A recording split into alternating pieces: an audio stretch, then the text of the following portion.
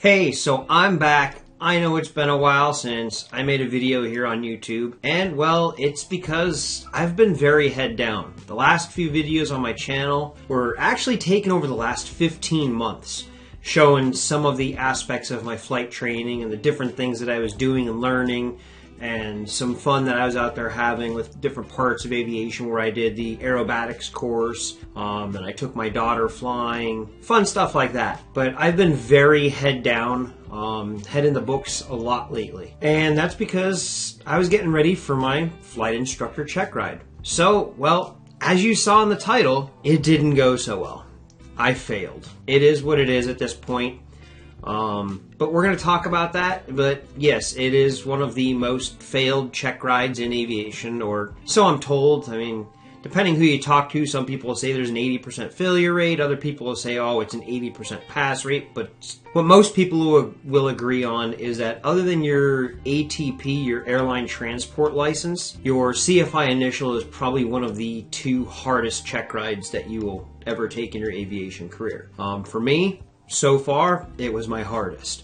I kind of breezed through private. I struggled a little bit in instrument. I had a difficult time in commercial, but that was mostly due to fatigue more than anything, because I slept like crap the night before. But CFI check ride, man, what a beast that is. You gotta know all kinds of stuff. You gotta know everything through private. You gotta know everything through commercial. You have to learn and know all of the regs, and just, wow. So let's talk about it a little bit, and I do have a surprise here for you later on in this video, so stay tuned for that. So going through my check ride, I can tell you that on check ride day, which was December 7th, 2023, that was my CFI initial check ride, I spent 9 hours with my DP, designated pilot examiner for the FAA, to try and get my license. Now, not all of that was the test. That was our total time from, the time we both showed up in the morning till we left in the afternoon. So there's like the pre-stuff you do before the test, there's the debrief after, and then we had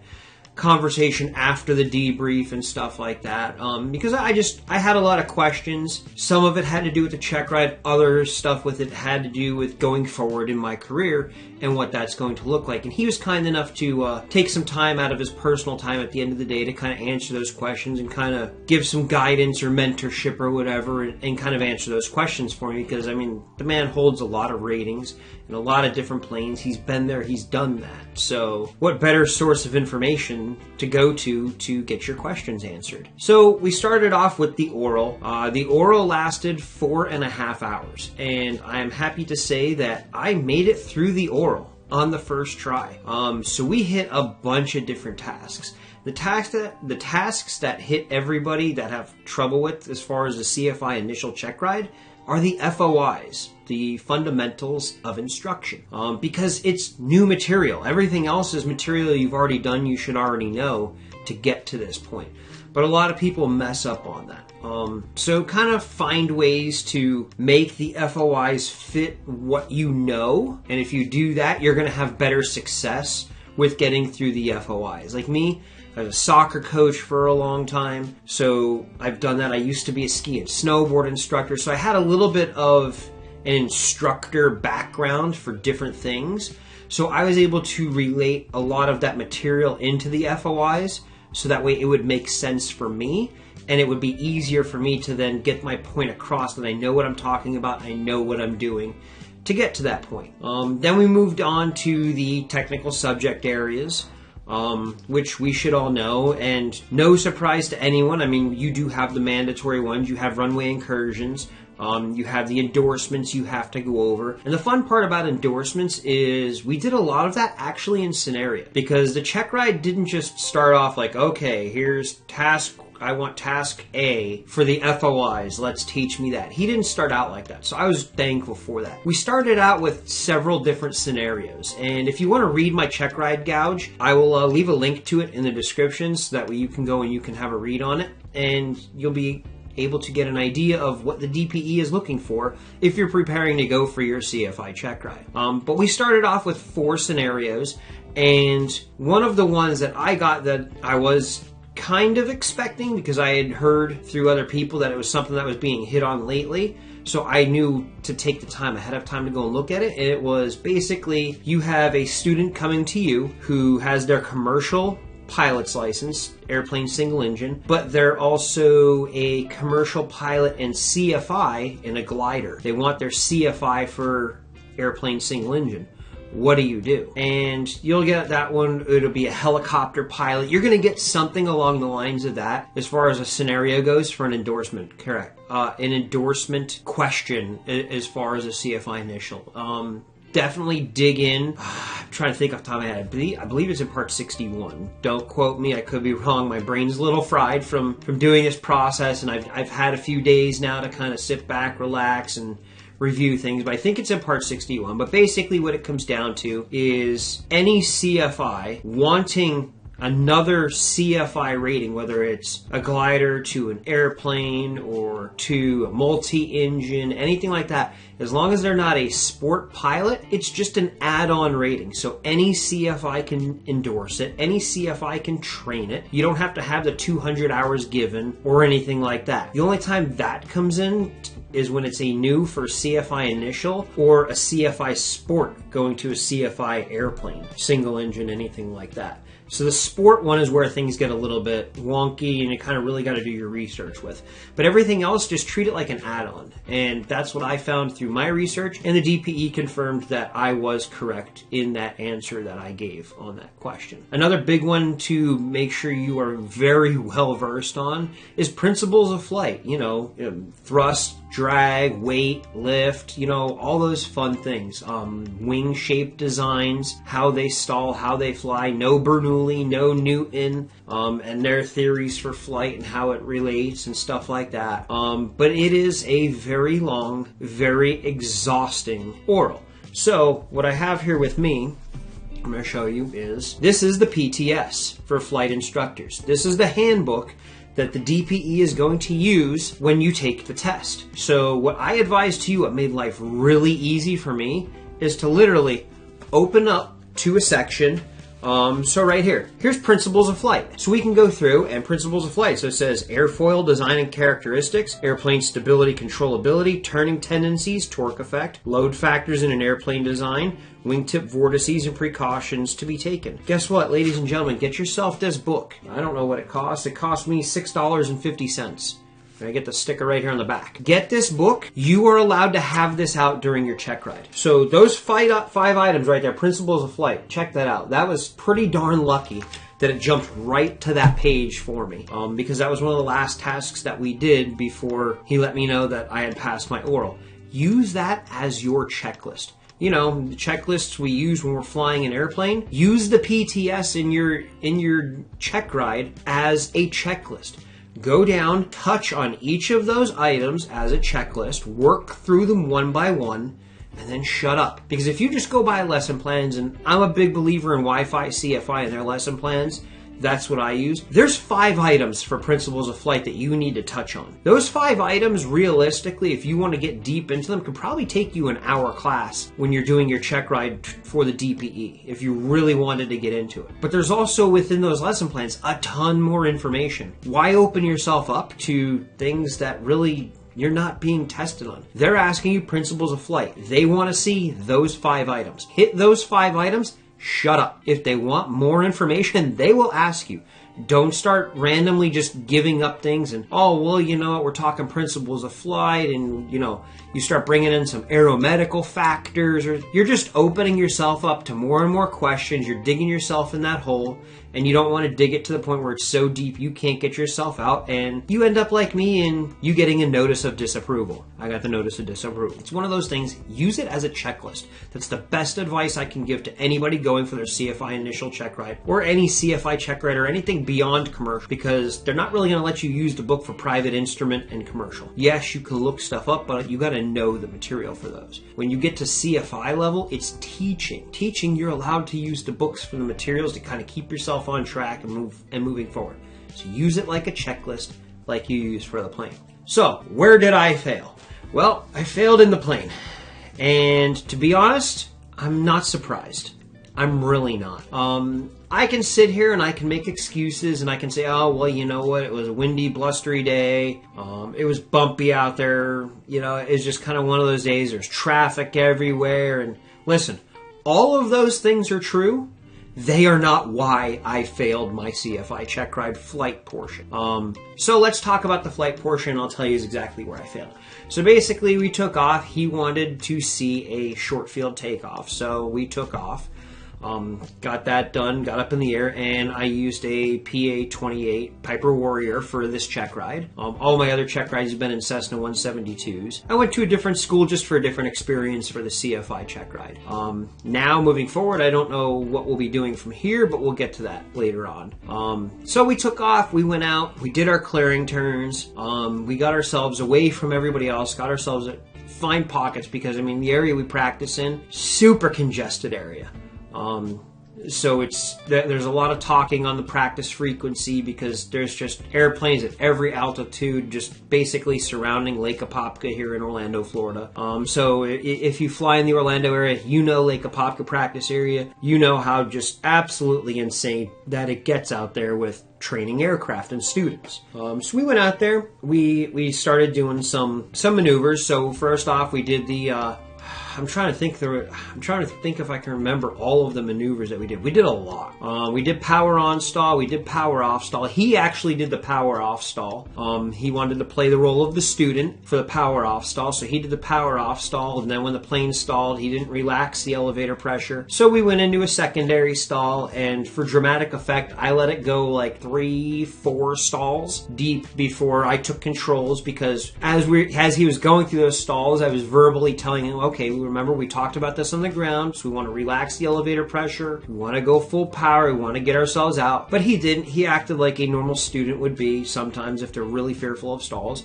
They're going to yank back and they're just going to hold there and they're going to freeze, and that's what happened to him. So I had to take control of the airplane, and then we talked and we taught through that, the proper procedure, and then we demoed it, and then he was able to successfully do it after that. So I mean, he did a very good job of playing the role of student for that. Then he asked me to demo and teach a power on stall, so we did that. He didn't really like my stall.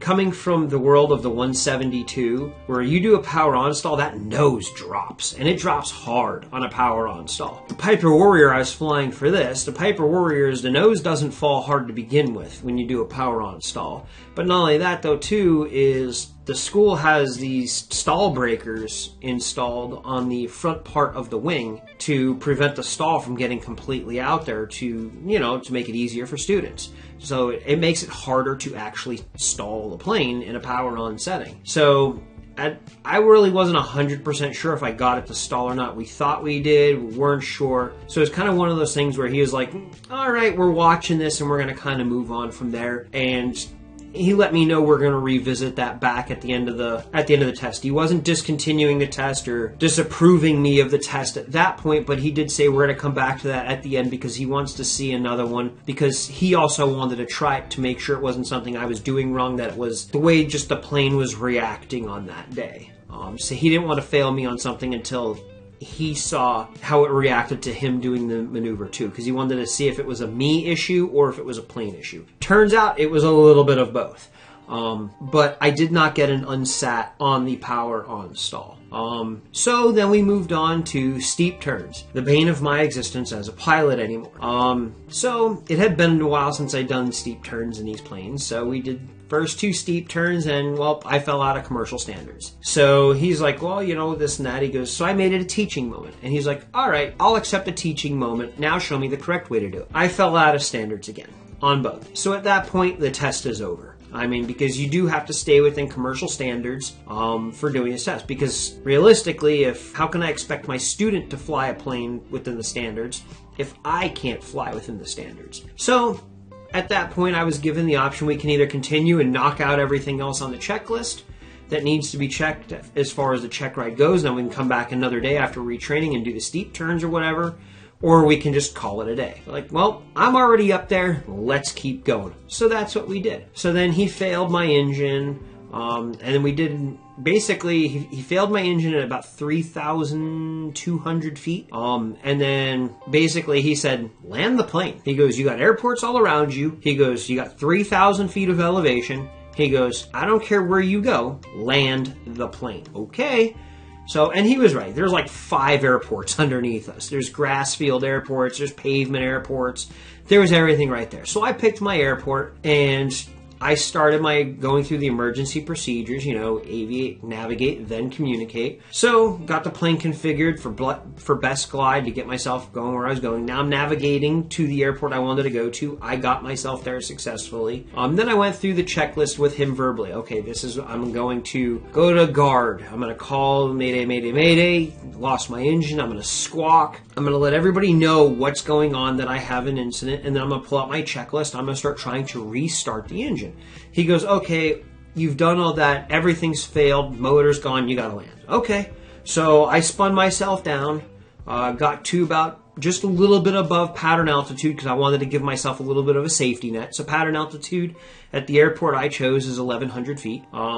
1,100 feet MSL, and I pulled out onto the downwind at 1,500 feet MSL intentionally because that's where I wanted to be, because I wanted to make sure I give myself some time to go out on the downwind, get myself set up, coming back in for the landing, because again, it was a windy day, so I wanted to make sure I had plenty of extra leeway within there built into the maneuver. And well, I got myself down, but oh my gosh, was I fast. So I was about 100 feet off the runway elevation, 100 feet high at the numbers, going 95 knots. There's no way I'm landing that on a 2,600 foot runway for the airport I chose. So I chose to go around for safety. That was another unsatisfactory maneuver. I failed the power off 180 that he wanted me to do. So both of those, along with the power on stall, went on to my notice of disapproval for a retest.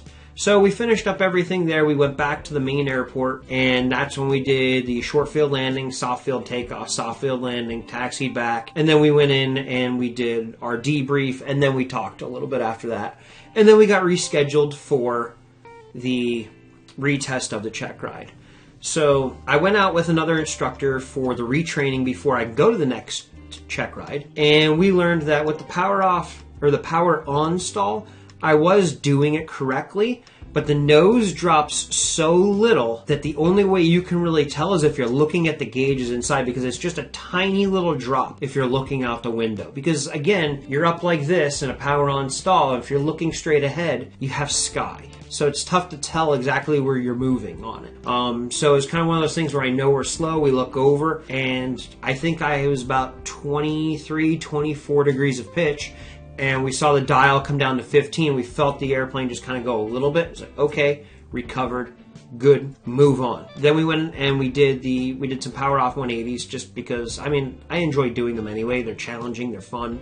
So I got those, and then we went and we did the steep turns. And when I was practicing the steep turns, I still had the same problem. I was dropping, I was getting too low. I was going out of standards. I couldn't figure it out. So luckily I had a great CFI in the left seat that said, okay, he's going to do the steep turns. Let me reintegrate my sight picture. And well, here's where I screwed up. So on the Piper Warriors, there's 5 screws on the top of the cowling across, on the flat portion of the cowling right behind the propeller. So where I needed to be, and my left-hand turns were perfect every single time. I had no issue with those. I was always dropping on the right-hand steep turn. So what I found is I was going to that middle screw, and I was putting that right on the horizon, and I was holding it on the horizon. Well, the problem with that is that was a great sight picture, and I was able to hold it for a 500 foot per minute descent. Yeah, that's not exactly holding altitude. We corrected that. It turned out I was supposed to be on the screw in front of me. I forgot. I moved. It's my fault. I blew the check ride because I chose the wrong screw to hold on the horizon. So there really was no issue with me flying the plane, flying the maneuver, flying it smooth, anything like that. It's just I chose the wrong sight picture, and because of that, we descended. I blew my check ride. So once we had that figured out, I was confident we were good to go. So let's fast forward, still in the past. December, 19th? Yes. December 19th comes along. It's the day of my retest. So we go out, we take off, we go out, we do power on stall. He sees exactly what we're looking for. Good. move on. And he told me after that, he goes, what do you want to do next, Joe? He goes, it's your choice. Power off 180 from 3,000 feet down to land, or do you want to do steep turns? I said, sir, steep turns are what cost me last time. Let's get it out of the way. We can just do the power off to the landing and be done and call it a day. He goes, sounds good.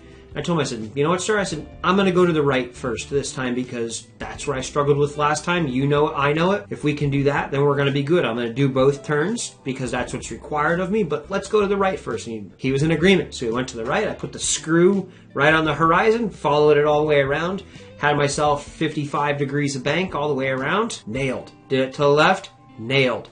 Went back, we went over the airport. We went over the exact same airport we did last time, and guess what? I messed it up again. Came in high and fast. I was just like, ah. But the nice thing is there was a bunch of maneuvers and traffic and everything that were kind of in the way. So he felt that it was an unfair representation of the maneuver for the test because of all of that in there. So he did give me one more shot. We went back to the main airport, and when we were on downwind, everything was crystal clear. Nobody was in the way. He chopped my power and he goes, make it or break it on this point. He goes, if you land it, you pass. If you don't, you don't. Okay. So we went out, came down, landed right on the 1,000-foot markers, and happy to say I'm now a certified flight instructor. So it took a while. It really did. It took a lot of money too, because that test is not cheap. Same thing for the retest. But here we are today, coming up on Christmas, which is why I have the red and green lights on behind me, just to be a little bit festive, but I am now a certificated, certified flight instructor. That's all I'm going to leave you with today is, yeah, I failed. It was a rough test. Make sure you're very prepared, but in the end, I got through it. I am now a certified flight instructor, and I hope to see you in the air soon. Have a great day.